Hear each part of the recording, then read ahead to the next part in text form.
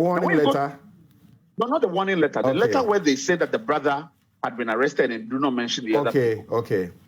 What is wrong with the police issuing a statement from the Ashanti Regional and saying that by preliminary investigations, they single out Kaaka's brother? It doesn't matter that they have 3 people. What's wrong with that? I think that one of the things that the police, when communicating to the public, has to be mindful of is that anything the police say to the public is taken as faith of the state of affairs and the totality of what they want to communicate. Now, at this point, I understand from the family that the family have never received any direct updates from the police about the investigation that is going on. So the police are speaking to the public and not the family. No point. Now, they have said, and we already knew before they issued the statement, that they had already arraigned ED before the court together with 2 other gentlemen. So when you issue a statement for the first time talking about the totality of the persons you have arrested and arraigned, at that point, you must talk about everybody else you have in custody. Because if you do not do that, it leads to, and what we have justifiably seen, people assuming that that is the only person who has been held in connection with the murder. And I understand that Manasseh has gone on then to investigate this properly and asked them, have you exonerated the other 2 individuals? They said that, no, we haven't done that. The fact that they're continually being held shows that we haven't exonerated them. So why have you issued a statement singling out this individual? They said that, well, we already clarified that it was preliminary. But yes, but your preliminary investigations also relate to 2 individuals who were part of the people who were on video threatening Kaaka. So why did you leave those out? And I think that, it is not, let's not pretend that we think that it's just an oversight.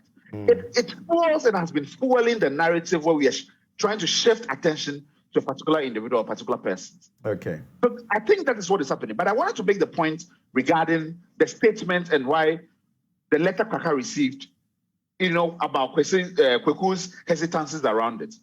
Because when they issued that press statement I'm talking about, we gave them the benefit of the doubt. And we told the family that we are mindful that the document might not be genuine. Because we have gone through all the social feed of the police on Twitter and Facebook. And, they haven't put that statement on those platforms. This is different from how they have done with all the others, including the Nigeria one. Secondly, the document was not dated. And this is not consistent with the practice of the Ghana Police Service. Thirdly, when you look at the document, the signature of the regional PRO was on the right side of the document and not on the left side.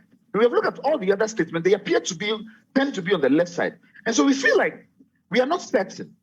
So I sent this to Manasseh, for instance, who had done that investigative work and said that we believe that maybe you may have been premature and that the document is not in fact genuine. So this is the first thing we did. And then he sent us the number of the regional PRO.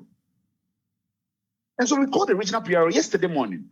We have seen this document. We do not believe it emanates from the police. Can you confirm this? He said, yes, I can confirm it. In fact, when I released it, I made a mistake to not put the date. And then we left it at that. You are talking about Godwin Ahianyo. Yes, Godwin Ahianyo.